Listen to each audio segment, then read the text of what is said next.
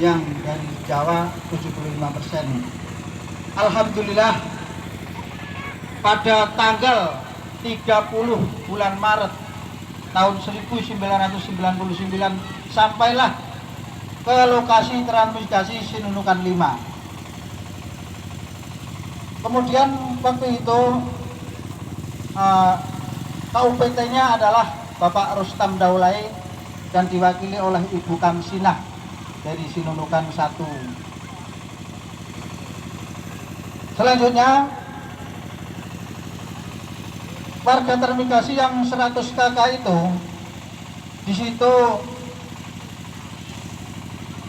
banyak kendala-kendala atau banyak rintangan yang pernah dialami, terutama karena medan ataupun lokasi waktu itu adalah tidak bisa dikatakan, jangankan kita enak, kita melihat tempatnya aja udah sangat mengerikan. Karena apa? Begitu masuk Sinunukan 5, keadaan masih banjir, semak belukar, rumah jatah dari pemerintah pun masih tertutup dengan semak belukar. Jadi sangat, istilahnya sangat prihatin dan sangat mengerikan. Karena apa? Yang kita dari Jawa adalah di sana ramai, di sini ditaruh ataupun diletakkan di hutan. Jadi banyak orang yang bisa dikatakan jarang yang kerasan kalau memang tidak ada tekad yang benar-benar. Jadi pada tanggal 30 Maret 1999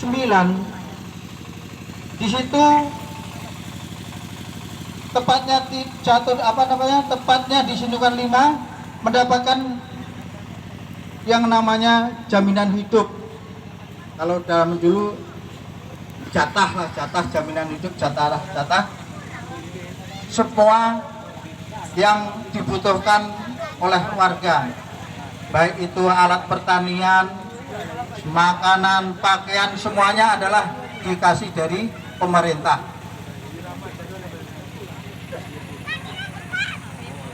Terus setelah beberapa bulan sudah dilaksanakan ataupun sudah ditempati oleh gelombang yang pertama, sampai tahun 2000 itu adalah datanglah ataupun dikirim gelombang yang kedua, ya sejumlah 100 KK juga, jumlahnya sama 75 KK, 75% dari Jawa dan 25% dari lokal di situ.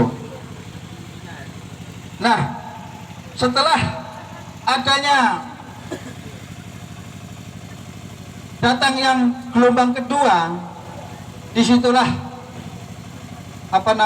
dari KUPT ini sudah bisa dikatakan dari Pak Rustam Daulay waktu itu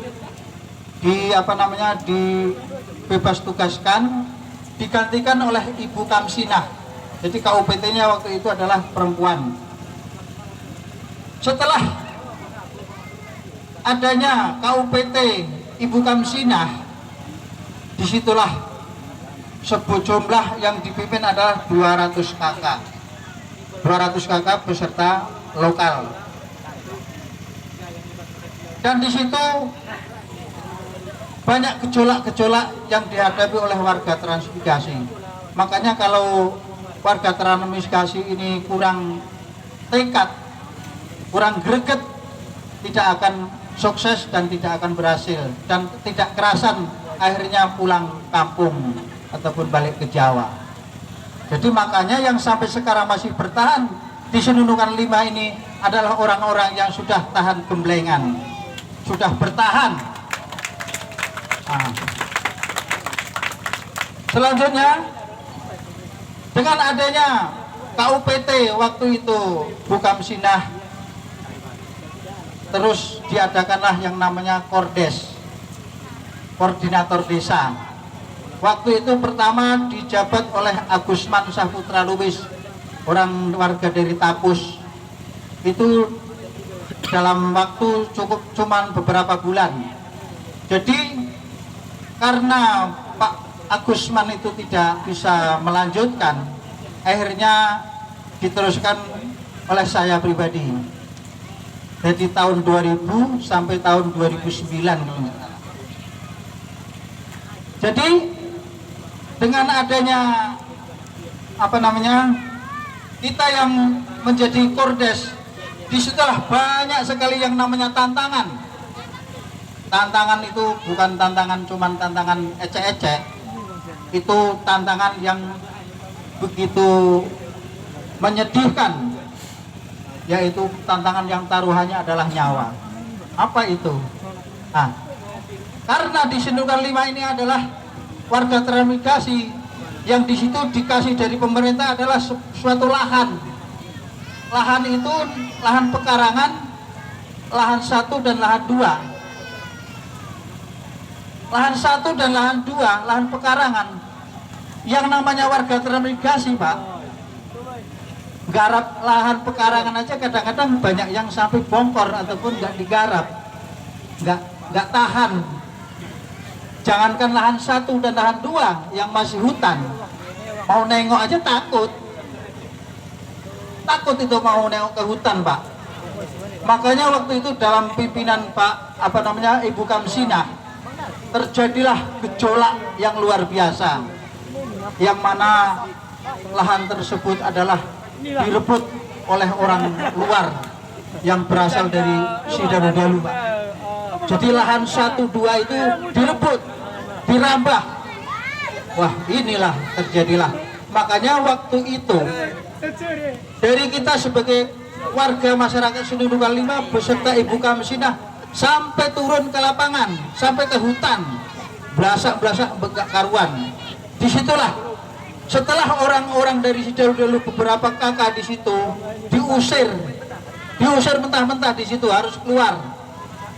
Disitulah karena dari sana nggak nerima, karena orang itu berdasarkan katanya membeli, tapi yang dijual adalah lahan transmigrasi, Pak, yang sudah diserahkan ke masyarakat. Disitulah Pak terjadi gejolak yang tidak karuan, yang namanya kita sebagai aparat desa inilah yang menjadi sasaran, Pak, yang menjadi sasaran. Nyawa taruhannya, Pak, nggak sepele, itu yang kita hadapi. Jadi alhamdulillah dengan adanya lahan itu kita bertahan, ibaratnya dalam peperangan itu kita udah dikatakan menang, karena sudah orang yang merambah tersebut sudah bisa lari terbirit-birit, sudah nggak bisa kembali lagi untuk melanjutkan merambah hutan lagi. Akhirnya waktu itu jumpalah kepala sekolah yang namanya Pak Supeno, Pak Supeno Riyadi waktu itu menjadi kepala sekolah Sinunukan 5, kepala SD, Pak. Di situ memberikan informasi kepada saya sebagai koordinator desa dengan Pak Sairin yang sekarang menjabat jadi kepala desa. Disitulah menyampaikan informasi bahwa cobalah datang ke Pak Sagu untuk meminta agar hutan ini bisa dimanfaatkan, bisa dibuka sebagai kebun sawit, seperti halnya dari Sinunukan 1 dan Sinunukan 2 dan seterusnya, ya, sebagai transmigrasi yang sudah ada bapak angkatnya. Makanya waktu itu, Pak, pas hari, kalau nggak salah pas hari perayaan 17 Agustus, saya bersama Pak Sairin itu mendatangi Pak Sagu di PKS Pasir Putih. Di situ masih jalan kaki, Pak, ke sana, Pak. Masih jalan kaki, belum punya kereta, Pak. Jangankan kereta, sepeda aja belum ada di Sinunukan 5 waktu itu, Pak. Jadi kita jalan kaki ke tempat PT Sagu Nauli di Pasir Putih bersama dengan Pak Sairin. Disitulah sampai di sana berbincang-bincang sama Ibu Sagu dan Pak Sagu. Di situ disuguh sampai es cendol lah, Pak. Rasanya segar kali. Jauh-jauh jalan kaki Sinunukan 5 ke Pasir Putih, di sana dikasih cendol sama Ibu Sagu. Waduh, bangganya, Pak.